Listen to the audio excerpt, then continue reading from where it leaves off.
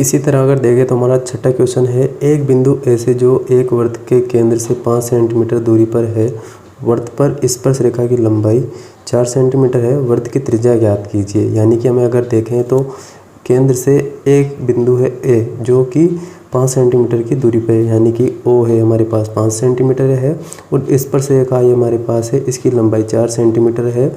हमें वृत्त की त्रिज्या यानी कि ओपी पूछी है कि कितनी है, तो हमें जो दिया हुआ है उसको लिख लेते हैं।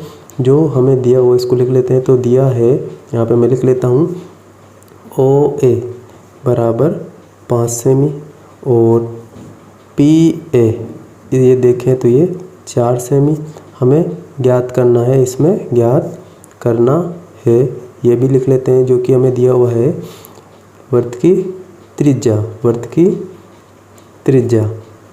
त्रिज्या अगर देखें तो ये है ओ पी, ये कितनी है ये हमें पूछा है। और यहाँ पे देखें तो ओ पी त्रिज्या है और ए पी स्पर्श रेखा, तो हमें पता है स्पर्श रेखा पर हमेशा त्रिज्या लंब होती है, ये 10.2 प्रमेय में आपने पढ़ा है। तो मैं यहाँ पे लिख लेता हूँ कि यहाँ पे अगर देखें तो ओ पी लंब ए पी, क्यों? क्योंकि प्रमेय 10.2 ये होती है। आपको पता है ये क्या होती है, स्पर्श रेखा त्रिज्या एक दूसरे पर लंब होती है, ये है 10.2 प्रमेय।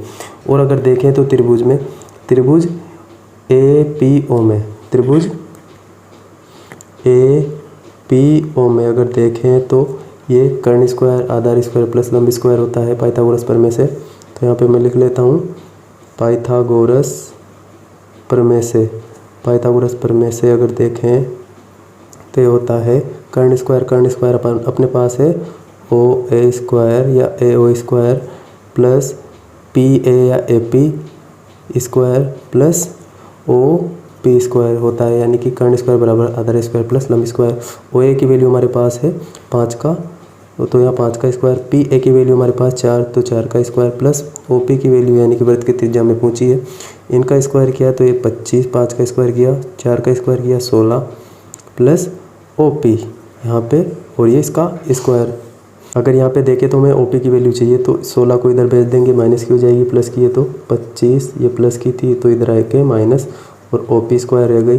25 में से 16 माइनस किया तो 9 और ये ओ पी स्क्वायर ऐसे कि ऐसे। हमें तो ओ पी की वैल्यू चाहिए, स्क्वायर हटाएंगे देंगे तो दूसरी तरफ अंडर रूट बन जाएगा, या तो यहाँ पे अंडर रूट 9 और ओ पी हमें पता है अंडर रूट 9 3 का वर्गमूल होता है, तो ओ पी बराबर 3, यानी कि इसकी त्रिज्या हमारे पास आ चुकी है 3 सेंटीमीटर। ये इसका आंसर है।